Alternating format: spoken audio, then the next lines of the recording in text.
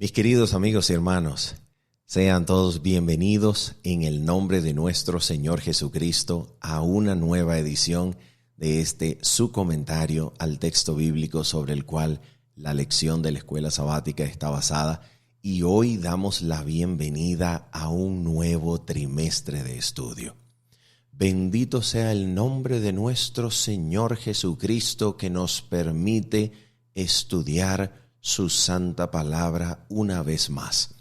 En este nuevo trimestre estaremos estudiando el grandísimo tema del amor de Dios y su justicia. Y en esta lección particular, la primera de ella, vamos a estudiar el tema titulado Dios ama de pura gracia. Así que en el nombre del Señor, cuánto necesitamos del cumplimiento de su promesa bendita, de su Espíritu Santo viniendo a enseñarnos su palabra directamente, de manera individual y genuina, porque al hablar del amor de Dios, ¿quién puede ser suficiente para comprender, desarrollar esta tarea que será el objeto de estudio de las mentes redimidas por los siglos de los siglos? Que Dios nos ayude en esta tarea gloriosa que nos depara su providencia en esta hora. Antes de orar y dedicarnos al estudio y comentario de los textos bíblicos, solo queremos recordar que esta lección también estará acompañada de nuestros dos complementos. Número 1, nuestro bosquejo escrito, cuyo enlace de descarga quedará allí en la descripción de este video y en los comentarios del mismo, juntamente con nuestra sesión en vivo de estudio, sábado a las 7:30 de la mañana, hora local de Venezuela. Venga, estudie con nosotros en el nombre del Señor, que creceremos juntos en la gracia de nuestro Señor Jesucristo. Ahora sí, vamos entonces a orar y de inmediato nos introducimos al comentario de nuestros textos bíblicos para esta ocasión. Oramos juntos. Señor y Padre Celestial, bendito, santo, bueno Padre, eres tú. Y nosotros, en virtud de las promesas que nos has dado en Cristo, en virtud de lo que nos has mostrado de tu carácter a través de Cristo, venimos y nos atrevemos a entrar en audiencia santa delante de tu trono para pedirte en el nombre de Jesús y por sus méritos santos y perfectos, nos concedas la promesa de tu Santo Espíritu enviada a nosotros para que nos enseñe tu palabra de manera genuina, directa, real. Y al contemplar a Cristo, Señor, por medio de tu Espíritu, a través de tu palabra, podamos ser enseñados por ti, podamos ser transformados, podamos, Señor, contemplar a aquel a quien hemos traspasado y ser atraídos por su poder, por su amor y ser transformados de gloria en gloria a su misma imagen. Tómanos como enteramente tuyos en esta hora, Padre, y muéstranos de manera anticipada ese amor maravilloso que contemplaremos y estudiaremos por los siglos de los siglos. En el nombre de Jesús. Amén, Señor. Amén. Muy bien, mis amigos. Vamos entonces a comenzar nuestra lectura bíblica posicionando nuestras mentes, contemplando la palabra en Apocalipsis, capítulo número 4 y el versículo número 11. Vamos a comenzar acá. ¿Por qué razón vamos a comenzar con Apocalipsis, capítulo 4, versículo número 11?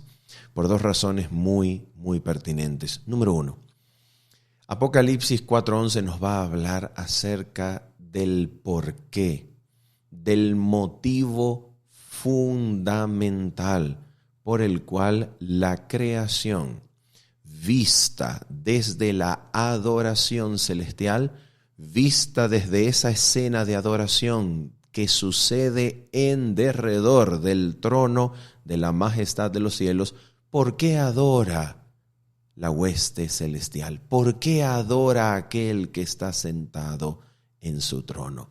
¿Por qué adora el cortejo angelical? ¿Y por qué adoraría la creación entera siguiendo este modelo y paradigma que nos llega desde el trono mismo de Dios. Y número 2, vamos a mirar aquí que cuando Dios decide crear, lo hace como una expresión de su voluntad que está solamente movida por un amor que excede a todo conocimiento. Vamos a mirar lo que nos dice la Escritura en Apocalipsis 4, versículo número 11. Dice la palabra de Dios así: Señor, digno eres de recibir la gloria y la honra y el poder, porque tú creaste todas las cosas y por tu voluntad existen y fueron creadas. Vamos a detenernos en este punto. ¿Cuál es la razón por la cual todas las cosas que existen fueron creadas? ¿Cuál es el motivo desde donde el cual la creación existe? Cuando vamos al Salmo 33, versículo número 6 hasta el versículo número 8, la palabra nos enseña la forma, el medio por el cual todas las cosas fueron llamadas a la existencia. Y vamos a leerlo para que hagamos de nuestra reflexión algo más completo en este punto. Mira lo que dice la palabra de Dios en el Salmo 33, versículo 6, y vamos a leer hasta el versículo número 9. Mira lo que dice la palabra del Señor. Dice lo siguiente: por la palabra de Jehová fueron hechos los cielos, y todo el ejército de ellos por el aliento de su boca. Él junta como montón las aguas del mar. Él pone en depósitos los abismos. Tema a Jehová toda la tierra, y teman delante de él todos los habitantes del mundo. Y ahora mira el versículo 9. Porque él dijo y fue hecho. Él mandó y existió. Vamos a detenernos en este punto por unos segundos. Mira esto. Antes de que Dios pronuncie su palabra creadora, vamos a imaginar que la mente nos ayude a comprender este punto fundamental. Vamos a hacer un ejercicio de imaginación. Vamos a pensar que estamos situados en el mismísimo instante previo en el cual Dios va a proceder a pronunciar su palabra creadora para llamar a la existencia todo cuanto existe. En ese mismísimo instante previo, de acuerdo a la revelación bíblica, solamente existe Dios, quien es antes de todas las cosas. En ese instante previo solo existe Dios. Y Dios existe en una eterna relación de amor entre el Padre, el Hijo y su Espíritu. Mira esto, una eterna relación de amor, porque si Dios es amor, el amor existe en la medida en la que hay alguien más a quien yo puedo amar y querer su bien. Solamente en la medida en que existe alguien a quien yo puedo amar, existe genuinamente el amor. Porque el amor a sí mismo no es, en el sentido bíblico, amor verdadero y real como el ideal que Dios propone en su palabra. Así que si Dios es amor, como la Biblia lo declara, entonces esto exige que el Padre el Hijo y su Espíritu Santo estuviesen existiendo en una eterna relación de amor por los siglos de los siglos, y antes, en el mismísimo instante previo a que la palabra del Dios Santo sea pronunciada y toda la creación comience, solo Dios existe. Entonces vamos a imaginarnos esto. Está aquí en el mismísimo punto antes de que su palabra sea pronunciada y toda la creación sea creada. En este punto solo existe Dios.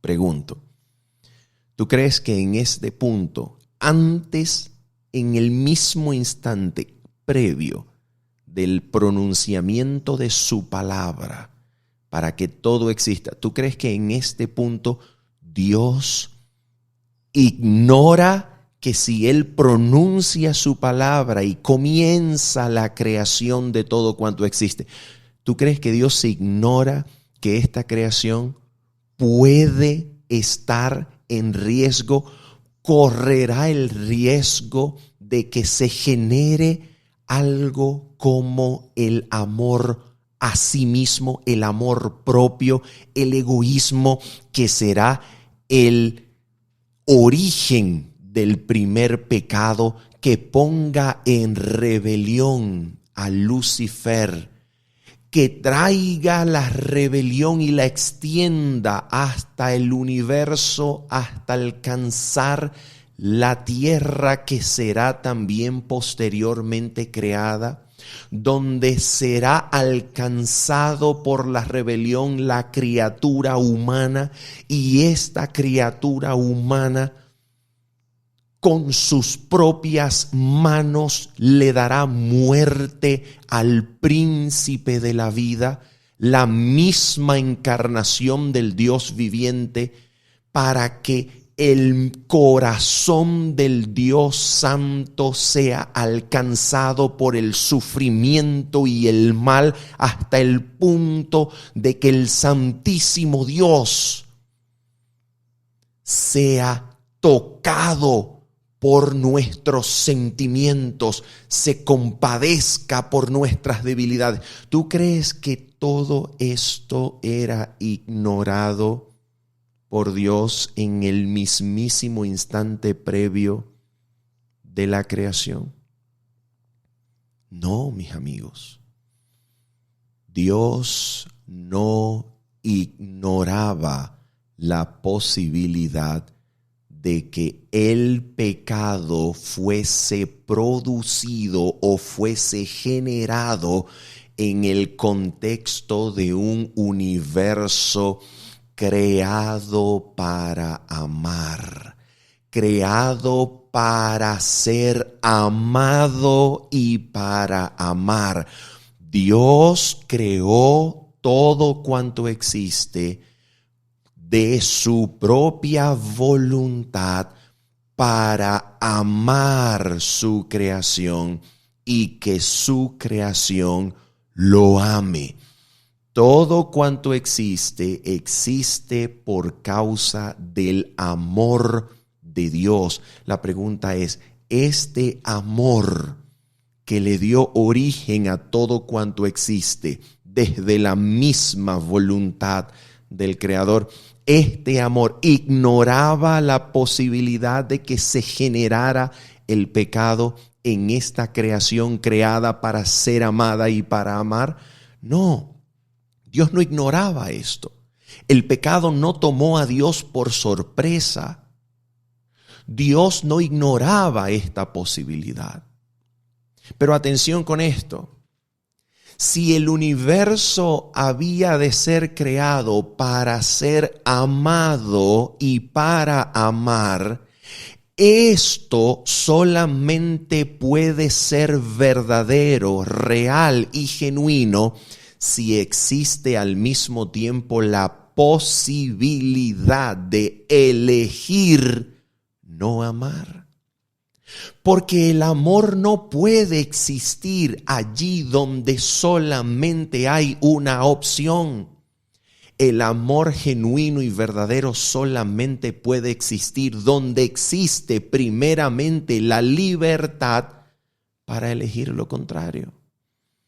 Solamente en el contexto de un universo creado sobre la base de la libertad, allí en esa base puede manifestarse el amor genuino, el amor verdadero.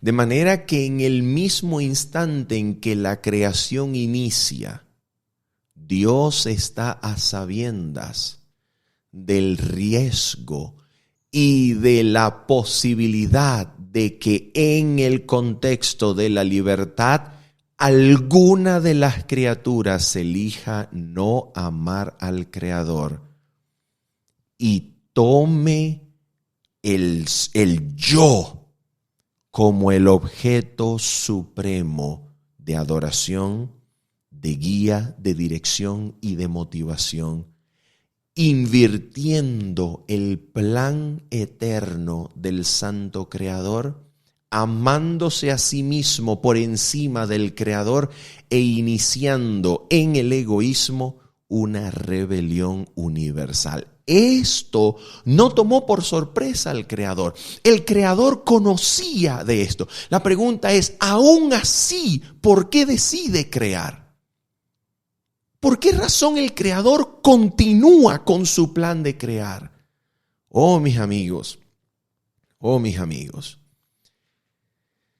jamás nuestras mentes finitas comprenderán la dimensión de este amor que a sabiendas de que la posibilidad del mal, habiendo sido desarrollado en un universo creado para amar, lo tocase a Él mismo como creador. El Creador estuvo dispuesto a sufrir. El Creador estuvo dispuesto a soportar. El Creador estuvo dispuesto a ser afectado Él mismo antes que renunciar a este plan de crear un universo para ser amado y amar. Ahora, nota esto. Esto exactamente podemos trasladarlo a la creación del ser humano. ¿Por qué razón Dios decide crear a un ser humano en el contexto de la ya existente rebelión universal? Cuando el ser humano es creado, ya existe la rebelión satánica. Por eso es que en Génesis capítulo número 3, Satanás, la serpiente antigua, se presenta como disfrazado, encubierto en la voz de la serpiente. ¿Por qué razón se presenta encubierto en la voz de la serpiente? Porque a la pareja se le había advertido de la rebelión de un querubín cubridor que, siendo ángel de luz, había cuestionado el amor del Creador y se le había dado tiempo para desarrollar a la vista del universo creado los principios de su apostasía y rebelión. Y aquí fíjate, es la misma cosa. ¿Por qué razón el Creador continúa adelante con su plan sabiendo que podía existir la posibilidad de que se generase el pecado aquí? Ahora vamos a mirar la respuesta del Creador en un primer momento con Satanás y la respuesta del Creador en un primer momento o en un segundo momento con la caída del ser humano. ¿Por qué razón en el instante en que se produce la rebelión satánica, por qué razón el Creador no destruye a Satanás? Alguien podría decir, la razón por la cual el Creador no destruye a Satanás es precisamente porque los ángeles no hubiesen podido comprender los principios de su gobierno establecido en su amor. Sí, correcto. Pero la pregunta es, ¿y cuál era el problema? en que el Creador destruyese a Satanás y sencillamente borrase la memoria de los ángeles.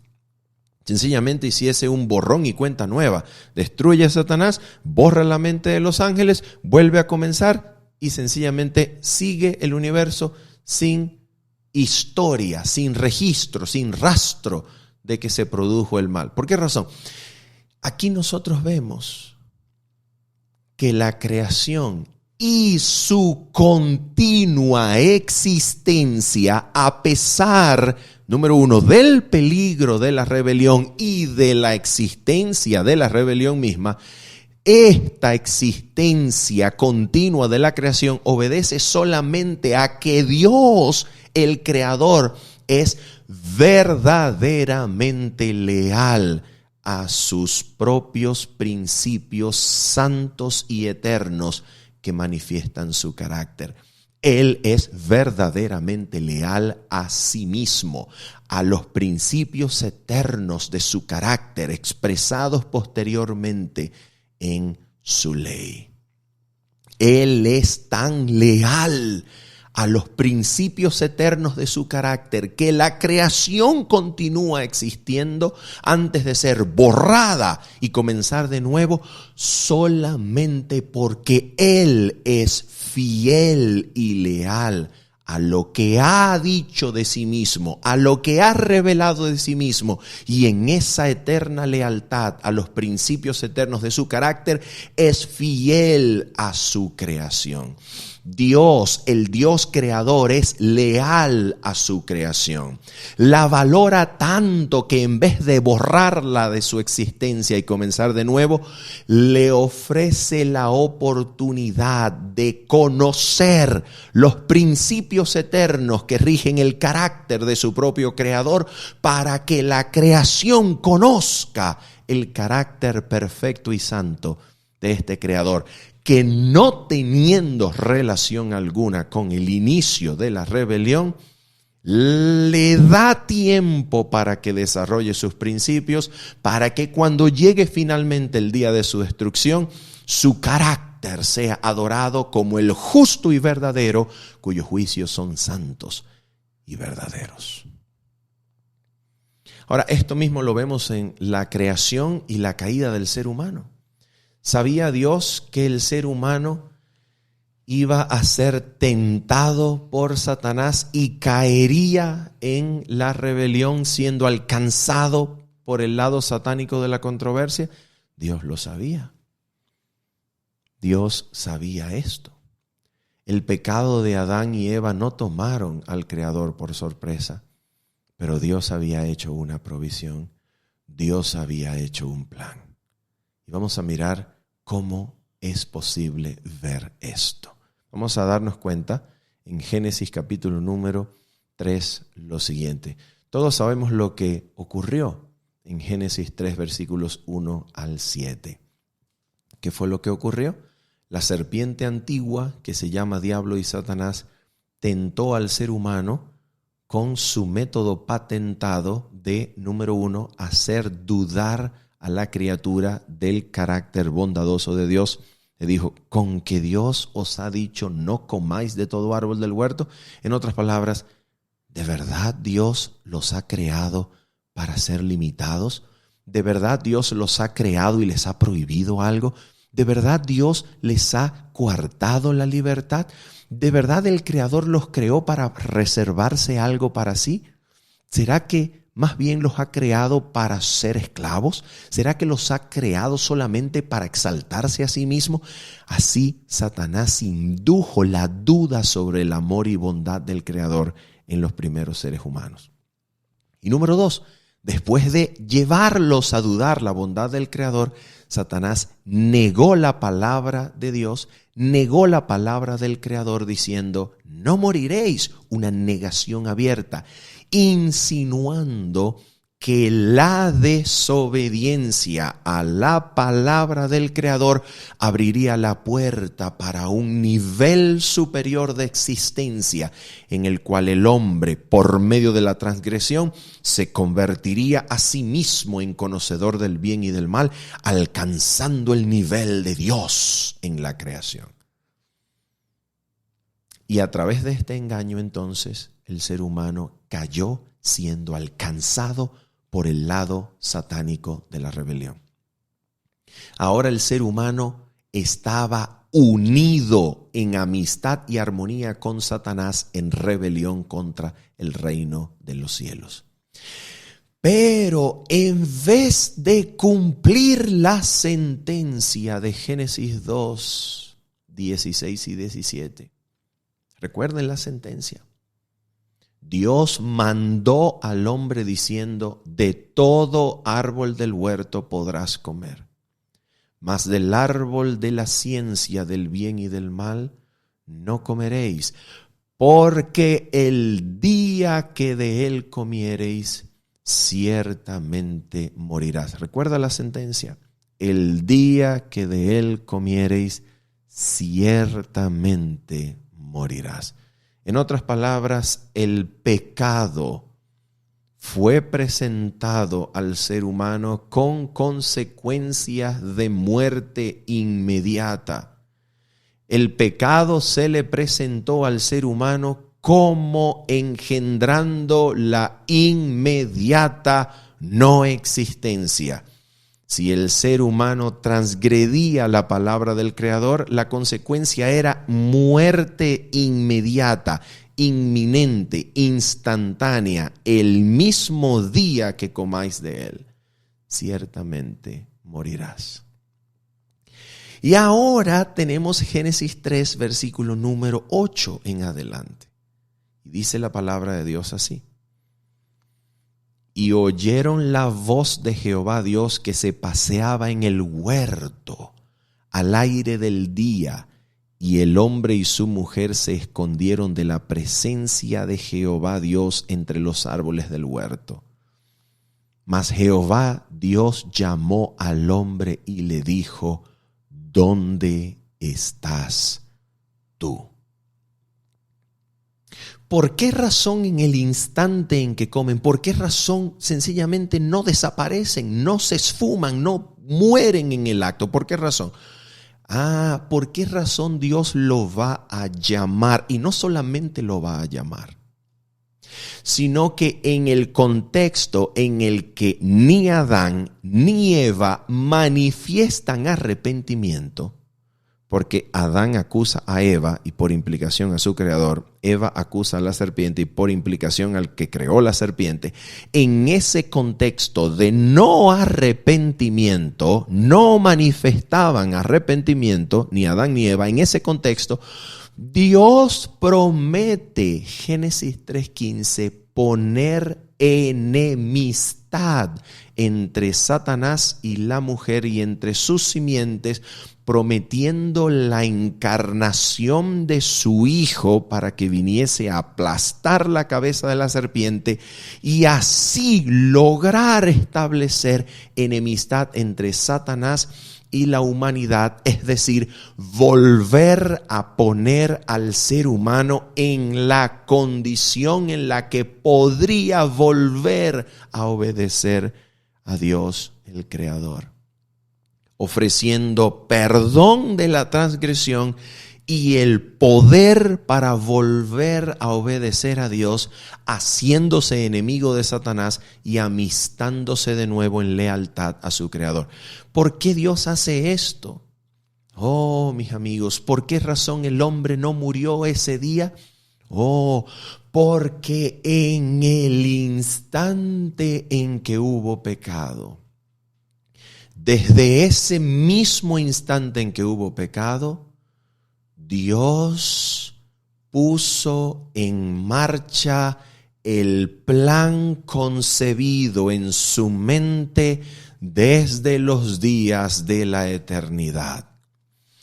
Antes de la fundación del mundo, ya estaba preparado el Cordero de Dios que quita el pecado del mundo, preparado como un cordero sin mancha desde antes de la fundación del mundo, pero manifestado a vosotros en estos postreros tiempos. En otras palabras, antes de la fundación del mundo, Cristo había sido designado como el garante de la raza humana. Antes de la fundación del mundo, Cristo había sido designado por el Padre de Gloria en pacto eterno como aquel cuya vida sería entregada si el hombre caía engañado por Satanás. En vez de morir, el hombre tendría otra oportunidad. ¿Otra oportunidad para qué?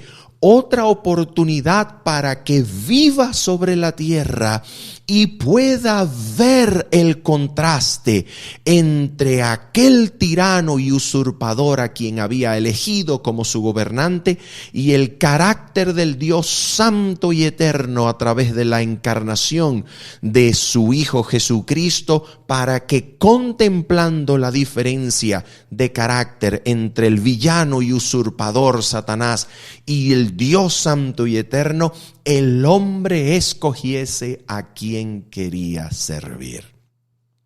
Otra oportunidad llamada tiempo de gracia, llamada vida en la tierra, vida terrenal.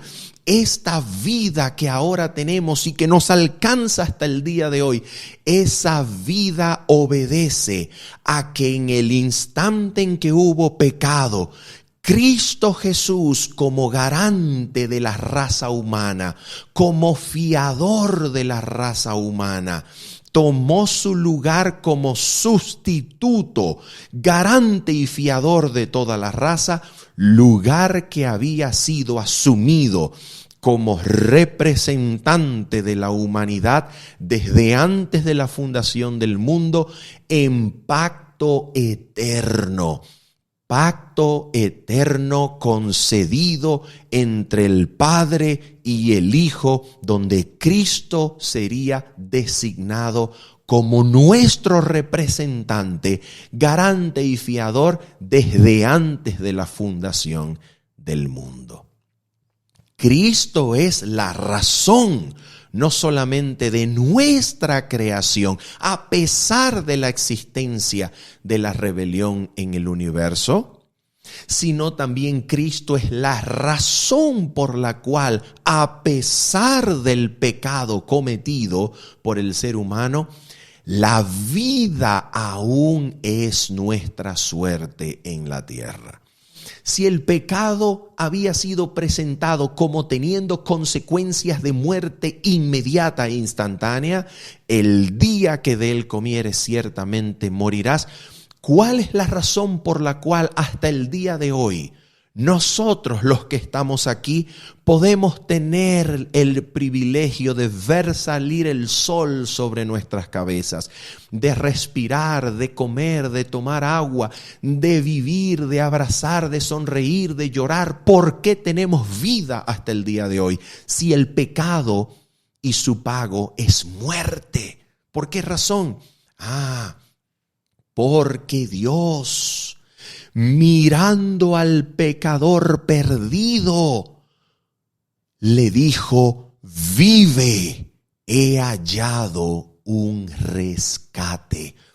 Cristo es la razón por la cual Dios le da vida al pecador y lo trata como si nunca hubiese pecado, sino hasta el día del juicio, en donde se decide si el pecador, habiendo aceptado a Cristo, tendrá el pecado habiendo sido tratado y castigado en Cristo Jesús, o si el pecador tendrá el pecado castigado en él mismo porque ha elegido rechazar a Cristo, ha elegido pisar como inmunda la sangre del pacto eterno, ha elegido que el pecado sea castigado en él mismo porque ha rechazado al garante y representante de la raza humana que es Cristo Jesús. En otras palabras, esta verdad va a ser enseñada una y otra vez a lo largo de las Sagradas Escrituras, no solamente con Adán y Eva en el jardín de Edén. Fíjate, por ejemplo, solamente piensa en el pueblo de Israel. A ver, ¿el pueblo de Israel desciende de quién? ¿De quién desciende el pueblo de Israel? Hazte esta pregunta. ¿Quién es aquel de quien desciende el pueblo de Israel? De Abraham. Absolutamente, claro. Abraham es aquel a quien Dios llamó para sacar de él descendencia prometida, descendencia de la cual viniese el Cristo. Ese es el pueblo de Israel. Gloria a Dios. Ahora bien, ¿qué pasó con Abraham? Abraham se le prometió un hijo, ¿correcto? Y cuando tuvo ese hijo prometido, Isaac, cuando ese hijo de quien sacaría Dios la descendencia de Abraham estaba suficientemente grande como para tener hijos y descendientes, ¿qué fue lo que Dios le pidió a Abraham, su padre? Dios pidió a Isaac en sacrificio. La pregunta es, si Isaac muere, ¿de dónde sale la descendencia que será más tarde el pueblo de Israel? ¿De dónde puede salir Israel si Isaac muere sacrificado? ¿De dónde sale? Israel vivirá porque hubo un cordero que tomó con sangre el lugar de Isaac. Israel vive y es posible porque el cordero con sangre tomó el lugar del sacrificio de Isaac, para que Israel fuese descendencia de uno que fue sustituido por sangre, de uno que fue como tomado de entre los muertos. Israel es posible como pueblo porque salió de uno que fue como de un resucitado, tomado de entre los muertos, devuelto a su padre en virtud de la sangre de un cordero que tomó su lugar en el monte Moria. De eso se trata. Y luego el pueblo que sale al desierto, ese pueblo que va a constituir el pueblo que habite en la tierra prometida, ese pueblo es y existe gracias a qué cosa. Gracias a que la sangre de un cordero fue puesta en los dinteles de la puerta para que los primogénitos del pueblo no murieran, sino continuasen la descendencia que más tarde heredaría la tierra. La sangre del cordero es la razón por la cual el pueblo se asienta más adelante en la tierra. Es la misma lección. Otra lección, la sangre del cordero que toma el lugar del primer nacido de mujer, porque todo primer nacido de mujer pertenece al Señor Jehová y había de ser redimido por la sangre de un animal. Ese primer nacido que abre el vientre de la mujer, ¿por qué razón no es sacrificado en el altar siendo pedido por Dios? Porque un animal toma su lugar, de manera que todo hombre que abre el vientre, todo primogénito que abre el vientre de su madre, vive y continúa viviendo porque hubo una sangre derramada en su lugar. Esta es una lección espectacular, extraordinaria. La vida del mundo es la sangre del cordero derramada en la cruz. La única razón de nuestra existencia en este mundo es porque Cristo tomó nuestro lugar desde el mismo instante en que hubo pecado. Cuando Adán y Eva no estaban arrepentidos, pero Dios puso en marcha el plan que puso a Cristo entre los vivos y los muertos y diciéndole al Padre: Padre, yo tomaré el lugar del hombre. La raza humana continuó con vida a pesar del pecado cometido. Y es lo mismo que sucede con nosotros. Es exactamente lo mismo que sucede con nosotros. ¿Por qué razón no somos consumidos en el instante en que pecamos?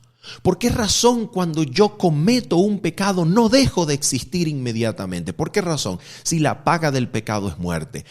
¿Por qué razón Dios me sigue dando vida? Porque no hemos de creer que vivimos, respiramos por una inherente fuerza en la naturaleza que sostiene la vida. No. Cada aliento que pasa por estas narices proviene de las manos de Dios. Lo dicen los salmos, Salmo 146, lo dice la Escritura. Cada aliento que sale de las manos del Creador es lo que constituye mi vida hasta el día de hoy. Nosotros no vivimos por la comida que comemos, no vivimos por el aire que respiramos, vivimos por la voluntad del Dios Santo y Eterno. La razón es, ¿por qué vivimos por su voluntad habiendo cometido pecado? Vivimos porque nos trata como si nunca hubiésemos pecado. ¿Hasta qué punto? Hasta el punto de que en el día del juicio final usted sea evidenciado como habiendo aceptado a Cristo su Salvador para que continúe con vida, o sea mostrado como habiendo rechazado a aquel que es su representante desde antes de la fundación del mundo, para que Dios, habiendo rechazado a Cristo, entonces trate al individuo conforme a su pecado, muerte eterna.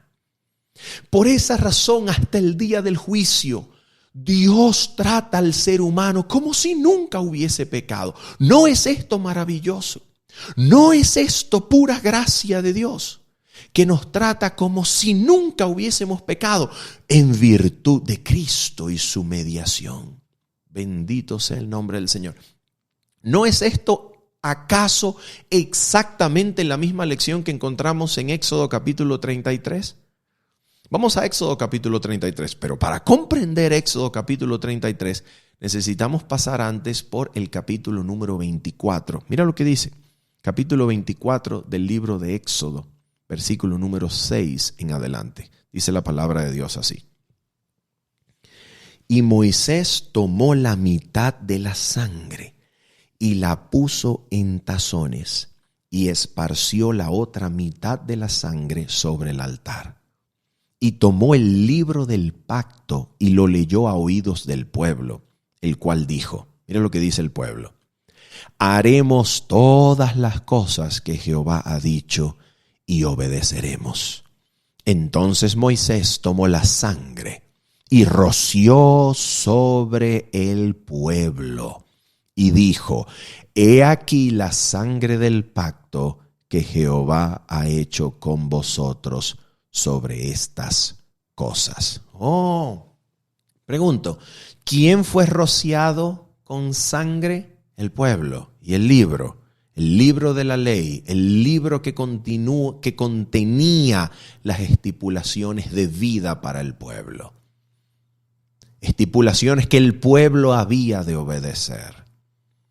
El pueblo dijo, todo lo que hemos oído de este libro haremos y obedeceremos. Y entonces el pueblo fue rociado con sangre. ¿Por qué razón el pueblo está siendo rociado con sangre? Porque este acuerdo establecido entre el pueblo y Dios estipula que si si esta ley era desobedecida, ¿qué iba a ocurrir con el pueblo? Al pueblo le sucedería exactamente lo que le sucedió al animal cuya sangre fue usada para rociarse sobre el pueblo. ¿Qué le iba a pasar al pueblo si desobedecía? Muerte, como al animal, porque es un pacto sellado con sangre. El pueblo se compromete a obedecer a Dios so pena de muerte. El pueblo se compromete a obedecer a Dios y si desobedece, el destino del animal sacrificado para usar su sangre y ser rociada sobre el pueblo, ese destino era el destino del pueblo. ¿Y qué ocurrió con el pueblo? Éxodo 32. El pueblo a una adora al becerro de oro, incluyendo el mismo Aarón. El pueblo a una es movido satánicamente a adorar a este becerro de oro. Y cuando Moisés baja del pueblo, ¿qué es lo que hace? ¿Qué es lo que hace cuando Moisés baja del monte? Moisés lanza las tablas del pacto al suelo y son rotas. ¿Por qué? Mostrando que el acuerdo entre el pueblo y Dios estaba roto. El pueblo había desobedecido. ¿Y ahora cuál es el destino que le corresponde al pueblo? Que había sido rociado con sangre y se había comprometido a obedecer a Dios. ¿Cuál es el destino del pueblo? Es la muerte. El pueblo ha de morir. Y esto está en sombra en aquel llamado que Dios le hace a Moisés y le dice: Moisés, mira, apártate del pueblo, yo voy a deshacerme de este pueblo y voy a hacer un nuevo pueblo de ti, de tu descendencia. ¿Y ahora qué es lo que sucede? Moisés, como símbolo de Cristo, intercede delante del Señor y le dice: no, Señor, ¿qué dirán? ¿Qué será de tu gloria? ¿Qué se dirá de tu nombre si destruyes a este pueblo en el desierto? Dirán los pueblos que Dios no fue capaz de introducir a este pueblo en la tierra y se deshizo de él en el desierto. No se diga tal cosa. Señor, ráeme de tu libro que has escrito, pero no destruyas a este pueblo.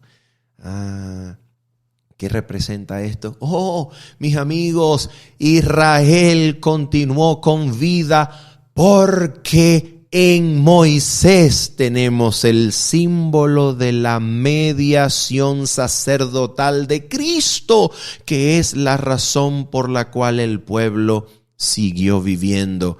Cristo es la razón por la cual, a pesar del pecado, Dios da vida al pueblo. La vida no es la paga del pecado. La vida es la retribución de la obediencia, de permanecer en armonía con el Creador. ¿Cómo es que el pueblo sigue con vida cuando ha desobedecido? Porque Dios está tratando al pueblo en virtud de Cristo. Lo está tratando por gracia a Cristo, por causa de Cristo, por la mediación de Cristo. Le está dando al pueblo lo que Cristo ha conseguido, sin tratarlo conforme a su pecado. Lo está tratando como si nunca hubiese pecado. ¿En virtud de qué? En virtud de Cristo, que es la razón por la cual Dios restituye, atención, no el pacto concertado entre el pueblo y Dios en el Sinaí. Las tablas nuevas que Dios le da a Moisés ya no tienen el elemento de que el pueblo, habiendo sido llamado, promete obediencia a los mandamientos de Dios. No. La restitución de las nuevas tablas no contienen la promesa del pueblo ya. La restitución de las nuevas tablas obedecen solamente a que el pacto eterno, el pacto que designa a Cristo como garante y fiador de la raza, se aplica al pueblo para que el pueblo viva por la mediación sumo sacerdotal de Cristo, que existe desde el instante en que hubo pecado, representada por el ministerio continuo del santuario, donde el fuego consumía el sacrificio al comienzo del día y al final del día, sin confesión de pecado. ¿Y ese sacrificio a qué obedece? ¿A qué obedece ese sacrificio que se ofrece al comienzo y al terminar el día sin haber recibido confesión de pecado, sin que el pueblo esté allí pidiendo perdón, sin arrepentimiento del pueblo? Ese sacrificio continuo, ¿a qué obedece? En el fuego que arde continuamente, ¿a qué obedece?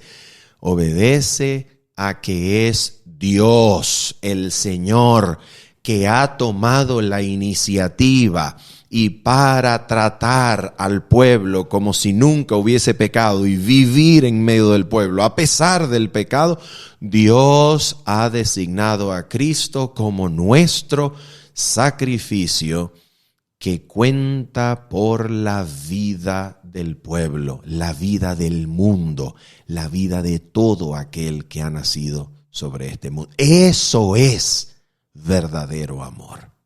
Eso es verdadera gracia. Ahora bien, nadie piense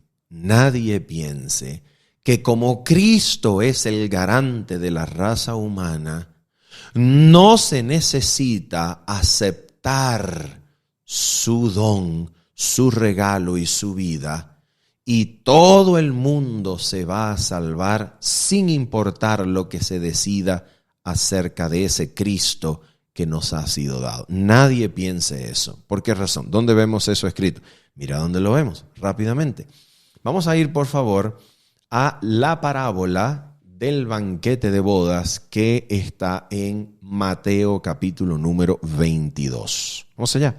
Mateo capítulo número 22, vamos a leerlo rápidamente. Dice la Biblia lo siguiente. Respondiendo Jesús les volvió a hablar en parábolas diciendo: el reino de los cielos es semejante a un rey que hizo fiesta de bodas a su hijo y envió a sus siervos a llamar a los convidados a las bodas, mas estos no quisieron venir. Volvió a enviar otros siervos diciendo: decid a los convidados, he aquí he preparado mi comida, mis toros y animales engordados han sido muertos y todo está dispuesto, venid a las bodas. Mas ellos, sin hacer caso, se fueron, uno a su labranza y otro a sus negocios, y otros, tomando a los siervos, los afrentaron y los mataron. Al oírlo el rey se enojó y enviando sus siervos destruyó a aquellos homicidas y quemó su ciudad. Entonces dijo a sus siervos: las bodas a la verdad están preparadas, mas los que fueron convidados no eran dignos. Id pues a las salidas de los caminos y llamad a las bodas a cuantos halléis. Y saliendo los siervos por los caminos juntaron a todos los que hallaron, juntamente malos y buenos, y las bodas fueron llenas de convidados. Y entró el rey, mira esto, y entró el rey, dice el texto, para ver a los convidados, y vio allí a un hombre que no estaba vestido de boda. Y le dijo: amigo, ¿cómo entraste aquí sin estar vestido de boda? Mas él enmudeció. Entonces el rey dijo a los que servían: atadle de pies y manos y echadle en las tinieblas de afuera. Allí será el lloro y el crujir de dientes, porque muchos son llamados y pocos escogidos. ¿Qué quiere decir esto? Ok, número 1. Los primeros llamados no eran dignos porque afrentaron a los siervos, desecharon la invitación, afrentaron y mataron a los mensajeros. ¿Quiénes son estos? Es el pueblo de Israel que afrentó, mató a los profetas que los invitaban de parte del cielo a volverse a Dios, poniéndose el vestido de bodas, el carácter justo y santo que Cristo ha provisto, que Cristo ha hecho con su propia obediencia, con su vida perfecta. Lo ha hecho, lo ha concretado y lo tiene ofrecido para todo el mundo. Ahora escucha.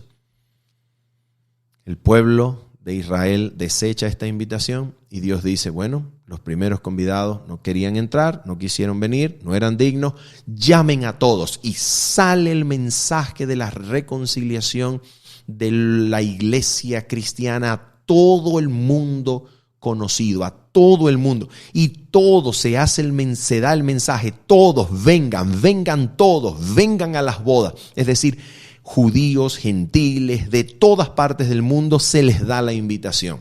Pero escuchen esto. No todos los que entran y los que aceptan y los que vienen a la boda están directamente salvos. No, hay una condición para seguir en la vida. Hay una condición para finalmente ser hallado digno de comer con el Cordero a su mesa y seguir vivo por los siglos de los siglos. Hay una condición. ¿Cuál es la condición? Estar vestido de bodas. ¿Cuál es ese vestido? Es la justicia de Cristo que se nos ha dado como un principio que no solamente constituye y da perdón completo del pecado, sino que ese manto, ese vestido de justicia llega a ser un principio vital que mueve cada parte de nuestro ser a la obediencia a Cristo. Y entonces ese vestido, ese carácter santo y justo de Cristo que se nos ha dado, llega a ser parte de nuestras vidas y esa justicia de Cristo constituye en nosotros un carácter santo, agradable, obediente a todos los mandamientos de Dios. Y esto se constituye en lo que el Rey viene a evaluar. En el día del juicio Dios vendrá a mirar quiénes de los que han escuchado la invitación han desarrollado vidas en armonía con sus principios, sus mandamientos, su ley, vidas en armonía completa con su ley por causa, por medio y por el poder de la justicia de Cristo que les fue dada. Y entonces en este juicio se decide finalmente quiénes siguen con vida por los siglos de los siglos y quienes son desechados, porque habiendo recibido la invitación, habiendo oído el llamado de Dios, habiendo tenido la oportunidad de vestirse con la justicia de Cristo para llegar a ser cual Cristo, semejantes a Él, rechazaron, no quisieron y finalmente Dios los tratará como sus propias decisiones lo han pedido. Todo aquel que rechace a Cristo está pidiendo a Dios ser tratado sin mediador, sin representante, sin intercesor y conforme solamente a su pecado. Y así entonces serán tratados aquellos que no reciban el inapreciable don de su justicia que fue dado por Cristo para vestirnos y crear caracteres semejantes a Él. Y mis amigos, esto es lo que nosotros vemos en las Sagradas Escrituras, por ejemplo, en Juan capítulo número 10, versículo número 17 y 18. Mira lo que dice el Señor Jesucristo hablando acerca de su propia muerte en la cruz. Por eso me ama el Padre. Mira eso. Por eso me ama el Padre, porque yo pongo mi vida para volverla a tomar. Nadie me la quita, sino que yo de mí mismo la pongo. Tengo poder para ponerla y tengo poder para volverla a tomar. Este mandamiento recibí de mi Padre. En el pacto eterno, Cristo ha jurado con el Padre poner su vida por nosotros. Y la ha puesto, realmente la puso. Dios entregó a Cristo a la raza caída, lo dio no solamente para que llevase los pecados del mundo. Cristo fue dado a la raza caída para unir la humanidad con el seno de amor infinito. Y en Cristo Jesús la tierra y el cielo están ligados. Cristo glorificado es el amigo de los pecadores, es hermano de quienes hemos pecado. Y Cristo Jesús, siendo glorificado, nuestro hermano, es la garantía de que Dios cumplirá cada una de sus promesas. Allí está, Él fue entregado, Él es nuestro. La pregunta es, ¿qué vamos a hacer con ese Cristo que nos fue dado? Con ese Cristo que ya puso su vida por nosotros. Vida que ha sido recibida y beneficiada por aquellos que hemos vivido en esta tierra. Vida de la cual todos hemos bebido algo de gracia, porque estamos vivos, porque podemos ver la diferencia entre Cristo y Satanás. Vida que se ha convertido en cada pan que llevo a mi boca, en cada vaso de agua que bebo, en cada respiración, en cada rayo de luz que puedo ver. Vida que ya me ha beneficiado en algún sentido. Esa vida que fue puesta por nosotros, ¿será aceptada? ¿Será recibida? será atesorada en la mente y corazón, produciendo fe y arrepentimiento, o será rechazada para que entonces Dios nos trate sin intercesor conforme a nuestros pecados. ¿Qué vamos a hacer con esa vida que se nos dio? ¿Qué vamos a hacer con esa gracia que ha rodeado al mundo entero en el don de su amado Hijo Jesús? ¿Qué vamos a hacer con esa vida? ¿Qué vamos a hacer con ese Cristo que ya se nos ha dado? ¿Qué vamos a hacer? Esa es la pregunta, mis amigos. Esa es la pregunta decisiva. Que Dios en su infinita misericordia nos ayude, nos empuje, nos impulse, nos atraiga más para que podamos recibir la vida que se nos ha dado, podamos responder ante esta gracia, amando al Creador en fe y arrepentimiento para continuar la vida y no ser tratado conforme a nuestros pecados en el día del juicio. Que el Señor nos haya podido edificar, enseñar, es nuestro deseo en esta hora. Habiendo dicho esto y esperando verles el día sábado a las 7:30 de la mañana, hora local de Venezuela, nos despedimos diciéndoles bendiciones. Chao, chao.